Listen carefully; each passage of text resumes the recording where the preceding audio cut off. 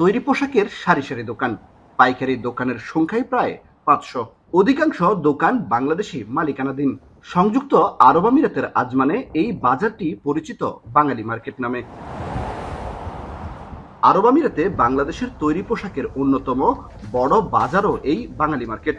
এখান থেকে বিশ্বের নানা দেশে রপ্তানির সুযোগ থাকায় বছর জুড়ে ব্যস্ত থাকেন ব্যবসায়ীরা। ঈদের আগে রমজানের শেষ সপ্তাহে কারিগরদের ব্যস্ততা আরও বাড়ে। ব্যবসায়ীরা বলছেন, ব্যস্ততা বাড়লে প্রকট হয় জনবল সংকট, আর দেশীয় লোকবল নিয়োগে বড় বাধা বাংলাদেশি শ্রমিকদের ভিসা জটিলতা। আমরা যে সংকটে আছি এখন, সবচেয়ে প্রবলেমে আছি হলো বাংলাদেশের ভিসাটা বন্ধ থাকার কারণে।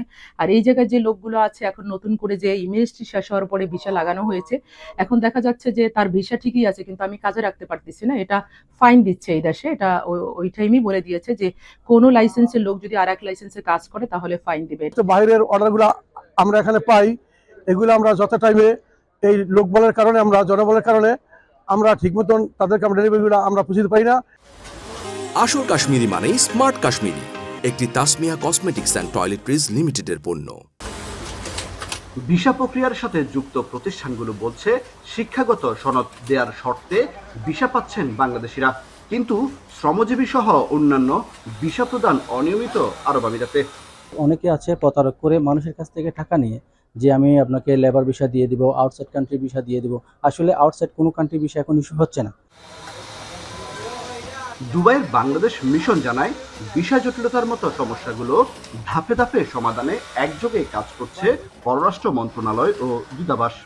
আসলে আমরা এই দেশের সরকারের সাথে আমরা এই সমস্যাগুলো তুলে ধরছি এবং তারা যাতে ভিসা সমস্যার সমাধানে আমাদের সাথে একসাথে কাজ করে সেই বিষয়ে আমরা তাদেরকে আহ্বান জানাচ্ছি। আমরা যেটা করতে চাচ্ছি এবং বিশেষ করে আমাদের মাননীয় রাষ্ট্রদূত মহোদয় আছেন, উনি এই বিষয়ে দেখভাল করছেন যে আমরা সমস্যাগুলো ধাপে ধাপে উত্তরণের চেষ্টা করছি। কেবল তৈরি পোশাক শিল্প নয়, আরব আমিরাতের প্রায় সব খাতে বাংলাদেশিদের বন্ধ রয়েছে শ্রম ভিসা।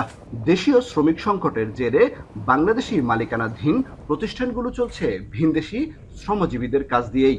ফলে আয়ের উপর লভ্যাংশের বড় অংশ হাতছাড়া হচ্ছে প্রতিষ্ঠান মালিকদের।